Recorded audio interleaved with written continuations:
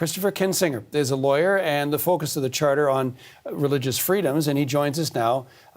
Christopher, let's talk about this. Walk us through the challenge, and do you think there might be a chance of it succeeding in court? Absolutely, John. So normally in these kind of chances or in these kind of litigation challenges, the question that's going to be asked, first of all, is whether or not freedom of religion has been engaged. I don't think there's any doubt from anyone right now that that is indeed the case, because the bar is set quite low to make out a prima facie restriction on freedom of religion. So the claimants only need to show that they have a sincere religious belief and that that belief or practice has been interfered with in a manner that is neither trivial nor insubstantial. Where this is really going to be fought is under Section 1 of the Charter, which says that the Charter's protections can be subject to such reasonable limits as can be demonstrably justified in a free and democratic society. Now, the question of what exactly they are challenging is going to affect the outcome of this case. So if they are challenging, in fact, all of the restrictions and any restrictions on religious gatherings, that's going to be much less likely to succeed than a more carefully tailored challenge to the actual capacity threshold and whether or not, for example, gatherings need to be a hard cap at 10 or 15 people, or whether it ought to be higher, such as at 15% or 30% of building capacity. In the United States, they talk about the limits on freedom of speech, which, of course, is sacrosanct for Americans. The idea that, sure, you have freedom of speech, but you can't shout fire in a crowded theater, thus inducing panic and people dying as a result of that.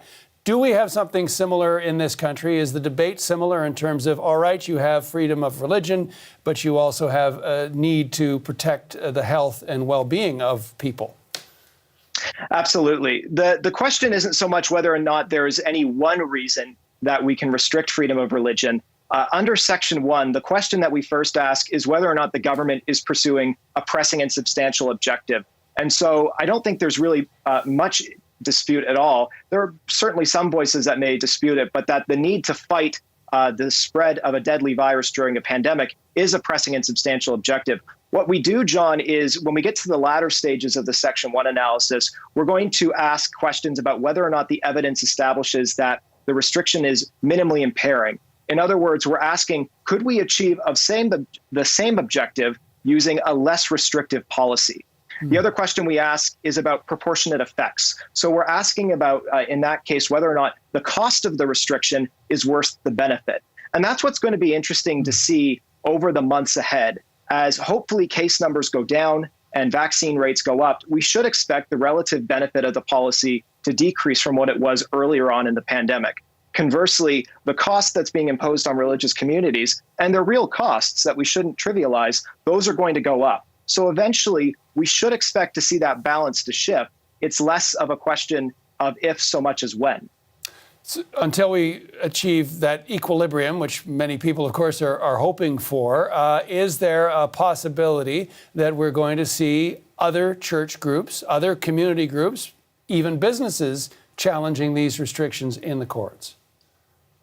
I think the longer this goes on, we should expect to see more litigation centered around pandemic restrictions, whether that's on religious gatherings, whether that's on other types of peaceful assemblies, such as political demonstrations or protests, and yes, even by businesses.